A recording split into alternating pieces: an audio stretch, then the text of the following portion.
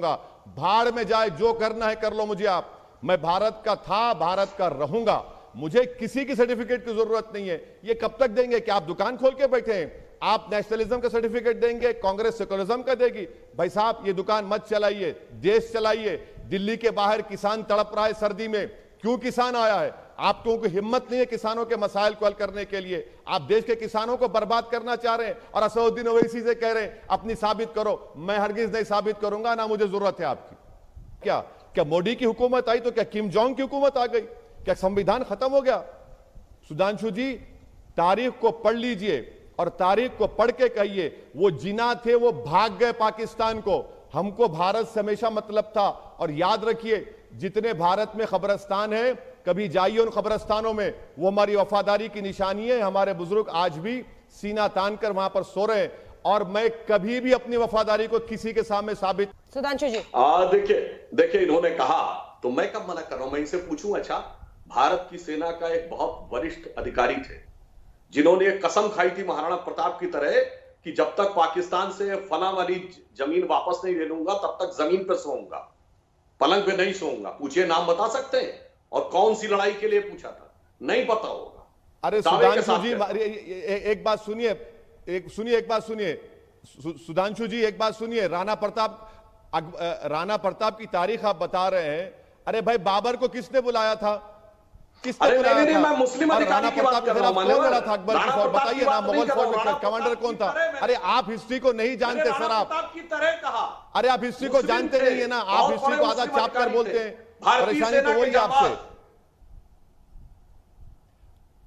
अब मैं बता देता हूं। अरे मेरे मैं बता देता हूं, इसीलिए तो मैं कहता हूं ना। आप राणा प्रताप की बात करते हैं, आप औरंगजेब की बात करते हैं। आप ये बता दीजिए कि राणा प्रताप के खिलाफ जंग लड़ने कौन गया था? औरंगजेब की फौज में कौन था? अरे भाई, मैंने जनरल था जो शिवाजी से लड़ने गया था? क्या भारत के सुनिए क्या क्या अरे अपने टर्म पे बोल रहे, बेहतर रहेगा। सुधांशु जी, सुधांशु जी, आप मेंबर ऑफ पार्लियामेंट है। नेक्स्ट आप आइंदा जब पार्लियामेंट की लाइब्रेरी को जाएंगे, जो पहली संविधान की किताब लिखी गई उसको उठाकर देख लीजिए। उसमें अकबर की तस्वीर है, अकबर बादशाह की तस्वीर है, उसमें झांसी की रानी की तस्वीर है, टीपू सुल्तान की तस्वीर है। क्या कहेंगे उसको आप? उसमें तो भगवान राम की भी तस्वीर है। आपसे कह रहा हूं कि यही भारत की खूबसूरती है। ओवैसी जी, इन सबसे पहले भगवान राम की तस्वीर है। बिल्कुल है, सही। पर जय श्री राम बोलने पर आपको भी लगता है कि ये सारे कम्युनल है? तस्वीर है, बिल्कुल। जय श्री राम बोलने वाले कम्युनल है, बीजेपी के वोटर्स कम्युनल है, ये भावना आप भी स्प्रेड करते हैं। मैडम, आप मेरी एक स्पीच दिखा दीजिए जहां पर मैंने इस तरह की बात कही। बताइए आप, चलिए स्पीच चलाइए मेरी अभी। आप मेरी एक स्पीच चलाइए जहां पर आप जो कह रहे मैंने कहा इस बात को। मैं तो आप तमाम को बता रहा हूं कि भारत की पहली संविधान की किताब में ये तमाम चीजें हैं। तो राम की तस्वीर है, सीता की तस्वीर है, गुरु नानक की तस्वीर है, टीपू सुल्तान, सब ये तो यही तो खूबसूरती है भारत की। जो बीजेपी कहते हैं कि सर्जिकल स्ट्राइक करेंगे, भारत की पहली सरकार है जो भारत के एक इलाके पर सर्जिकल स्ट्राइक करती है।